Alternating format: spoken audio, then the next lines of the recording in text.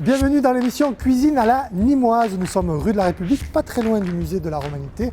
Nous recevons Damien Sanchez du SCAB, ou plutôt c'est lui qui nous reçoit dans son restaurant. Allez, suivez-moi.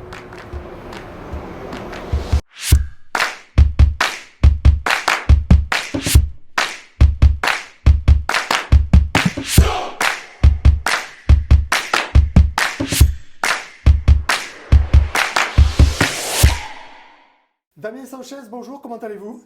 Bonjour. Vous allez bien? Ça va, oui, ça va. Comment se passe la cuisine aujourd'hui? Ça va, ça se passe bien. Qu'est-ce qu'on va manger à midi? Alors à midi, au menu du jour, c'est des ravioles avec un crémeux de butternut et des éclats de marron à l'intérieur, donc tout végétal, et avec une salade de cresson. Ok. Alors ça nous donne l'eau à la bouche évidemment. Alors merci de nous recevoir chez vous. On se retrouve donc au SCAB, rue de la République. Avant de voir comment vous intégrez l'identité nîmoise dans votre cuisine, on va simplement vous présenter pour ceux qui ne vous connaissent pas encore. Vous êtes né à Nîmes, vous êtes un amoureux de Nîmes, on peut dire ça? Ah oui, j'adore Nîmes. Vous avez fait votre école primaire à Saint-Stanislas, vous avez fait votre collège tout à côté à La Salle, et puis vous êtes allé au lycée hôtelier L'Étincelle à Nîmes. Vous avez travaillé à la Cabro d'Or avec Michel Hulin, à la réserve à Beaulieu-sur-Mer, puis chez la famille Coutenceau à La Rochelle. C'est à La Rochelle que vous avez fait la connaissance de Séverine, Tout à fait. qui est votre femme, votre collaboratrice et qui vous accompagne aujourd'hui au SCAB. Et puis de retour dans le Gard, vous avez été le second de Jérôme Nutil au Castellas à Colias. Et enfin en 2014, vous êtes chef de cuisine au SCAB. En 2017, première étoile. Et fin 2019, vous m'avez dit, vous devenez le seul propriétaire du SCAB et Séverine vous rejoint. De ce parcours dont je viens d'énumérer, qu'est-ce que vous retenez quand vous vous retournez sur ce parcours?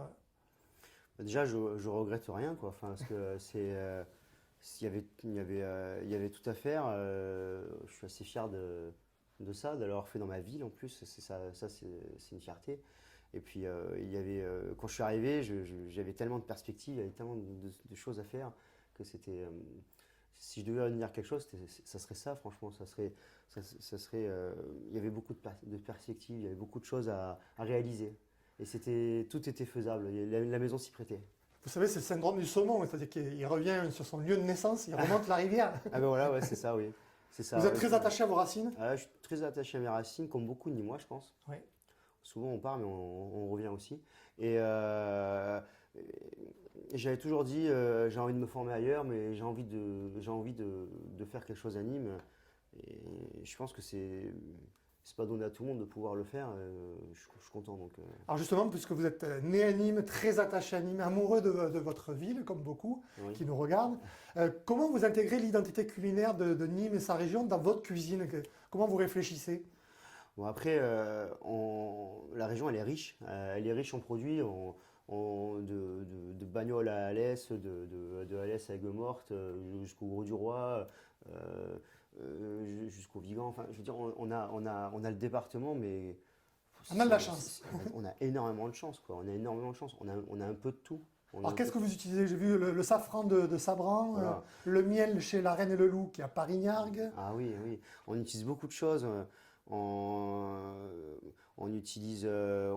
prend des céréales chez Nimgrain, on prend des céréales chez Malaïgue, on prend les pois chiches chez un producteur à Montaran. Oui. Après une partie de nos légumes, quand la carte y prête, on les prend chez Monsieur Colotti, à côté de Ners. Ensuite, on prend les fruits, c'est à Beaucaire, Saint-Gilles. Enfin, on a vraiment de quoi faire ici. On a vraiment, vraiment de quoi faire.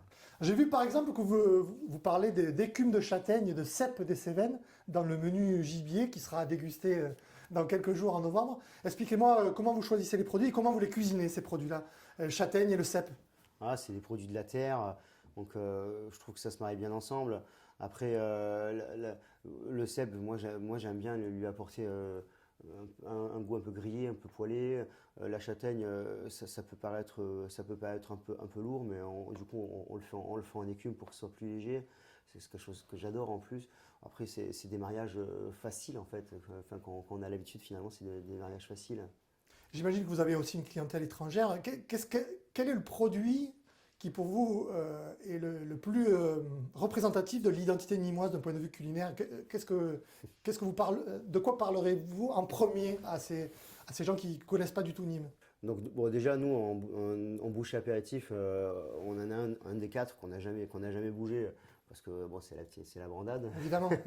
Voilà. Bon, après, c'est typique de Nîmes. Alors, maintenant, on va passer en cuisine. Vous allez donner un conseil aux gens qui nous regardent et permettre aux gens qui se retrouvent dans leur propre cuisine comment se débrouiller avec un petit conseil que vous allez nous donner.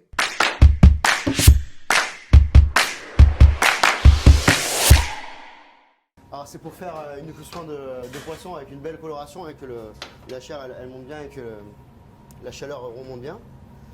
Donc en fait, on fait un départ à froid. Voilà. On saisonne.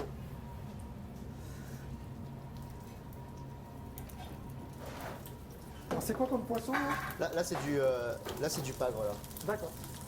Si on fait un départ avec une poêle très très chaude, et ben la peau elle va carrément se tendre d'un coup en l'espace de 5 secondes. Ok. Alors j'ai juste mis du sel et du poivre et de l'huile d'olive Ok. pour la cuisson. Et là on le laisse cuire Combien de temps? 3 minutes, 3 minutes. Le temps que la chaleur monte. De toute façon on le voit. De toute façon on le voit un peu sur le côté là que ça commence à blanchir. Quand ça sera blanc à ce niveau-là, on le retournera et après on le met directement dans l'assiette. Alors, nous arrivons à la fin de notre émission. Merci de nous avoir suivis. Mais peut-être une dernière question à vous poser. Vous avez fêté les 10 ans du SCAB. Aujourd'hui, quel est l'avenir? Quels sont vos nouveaux objectifs? Est-ce que c'est aller chercher la 2e étoile? C'est développer d'autres services? En fait, vers quoi votre cerveau se tourne aujourd'hui? Non, continuer à faire rayonner le restaurant, le faire évoluer. C'est ce qui m'anime tous les jours, quoi. D'accord.